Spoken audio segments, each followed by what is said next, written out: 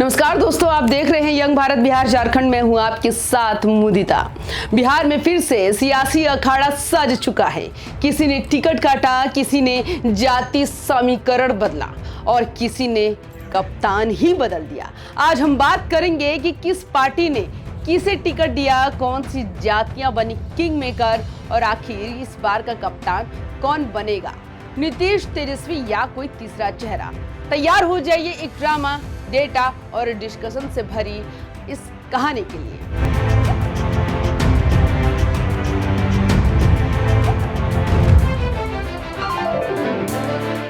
बिहार चुनाव 2025 सियासत का नया समीकरण। देखिए, बिहार में इस बार टिकट काटो नया खिलाड़ी लाओ का सीजन चल रहा है। सबसे बड़ा धमाका किया है राष्ट्रीय जनता दल आरजेडी ने।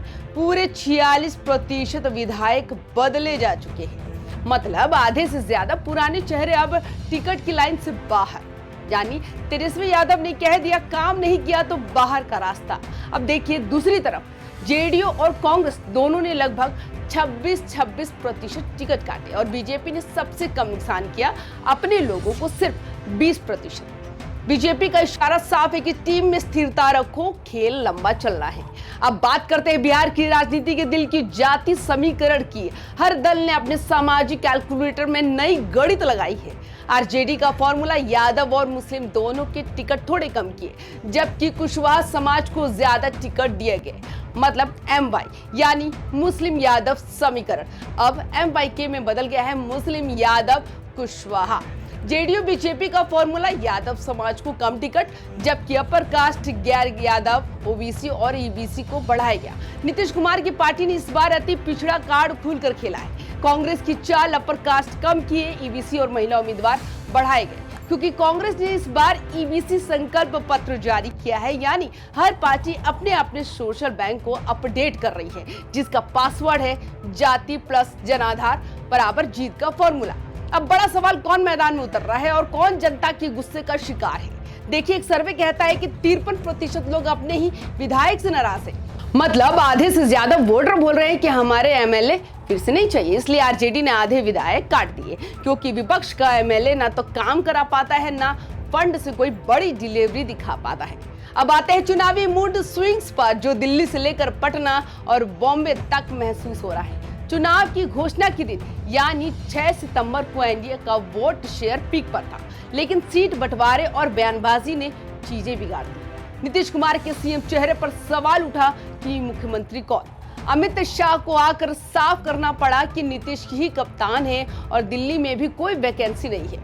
मतलब केंद्र में मोदी, राज्य में नीतीश, यही एनडीए की आधिकारिक पॉलिसी है। दूसरी तरफ राहुल गांधी भी घूम गए बिहार, रैली की, बयान दिए, लेकिन अगर कुछ विवादास्पद बोल गए तो अप टिक की जगह डाउन टिक भी हो सकता है।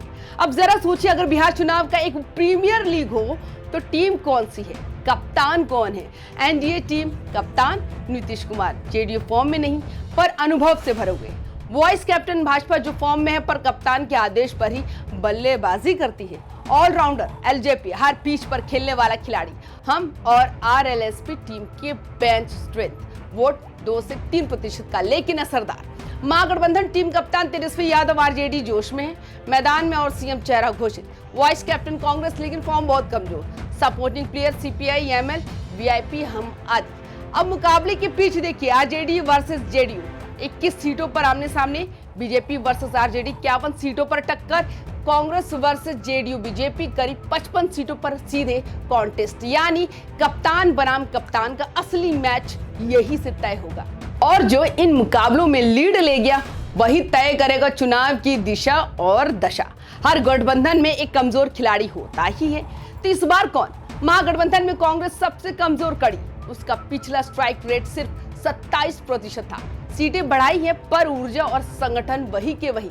एनडीए में आरएलएसपी और हम कमजोर है, क्योंकि उनके पास सीटें कम और प्रतीक चिन्ह का प्रभाव सीमित। लेकिन असली डिसाइडर एलजेपी बन सकती है। 5 से 6% वोट शेयर लाती है और सीधे टक्कर आरजेडी से ले रही है। इसका असर एनडीए की सीटों पर सीधा पड़ेगा तो कहा जा सकता है कि बिहार में इस बार का असली गेम चेंजर चिराग पासवान हो सकते हैं। अब जरा भूगोल के नक्शे पर चलते हैं। बिहार के 3 जोन जहां से सियासी तापमान सबसे ज्यादा है, मगध, शाहाबाद, भोजपुर और कोसी सीमांचल। पिछली बार इन इलाकों में महागठबंधन की तूती बोली थी, लेकिन इस बार एनडीए की वापसी की सुगंध है। वही सीमांचल में ओवैसी की पार्टी का प्रभाव घटा है, पर जन स्वराज पार्टी चंद्रशेखर आजाद की जो है युवाओं में सेंध मारी है। ये दल दोनों गठबंधनों को नुकसान पहुंचा सकते हैं। ईबीसी और बाढ़ प्रभावित इलाकों में लोग नीतीश सरकार से नाराज है, पर महिला वोटर अब भी एनडीए के साथ है। मतलब मर्द नाराज, औरत राजी, यानी खेल अभी बाकी है मेरे दोस्त। बिहार की सियासत में इस बार महिलाएं भी गेम चेंजर बन सकती है। एक सर्वे कहता है कि महिलाओं में एनडीए को 5% की बढ़त है, यानी 1.5 से 2% का वोट शेयर फायदा। और भाई बिहार में 1.5-2% का मतलब होता है सरकार बनना या गिरना।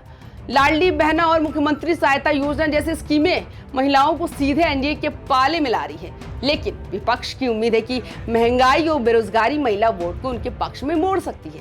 दोस्तों, अब सवाल कौन आगे है, मैदान कांटे का है? नीतीश का अनुभव बनाम तेजस्वी का जोश, बीजेपी की मशीनरी बनाम कांग्रेस की कमजोर रणनीति? सर्वे अभी यही कह रहे हैं कि कांटे की टक्कर है। हर सीट, हर जाति, हर वोट मायने रखेगा। तो इस बार का चुनाव सिर्फ सत्ता की लड़ाई नहीं, बल्कि सामाजिक समीकरण की परीक्षा है। कौन बनेगा कप्तान? नीतीश कुमार, तेजस्वी यादव या कोई तीसरा खिलाड़ी? इसका जवाब आने वाले हफ्तों में तय करेगा बिहार का वोटर। तब तक आप देखते रहिए बिहार की सियासत, मैदान गर्म है। मिलते हैं अगले एपिसोड में नई राजनीति की कहानी के साथ। नमस्कार।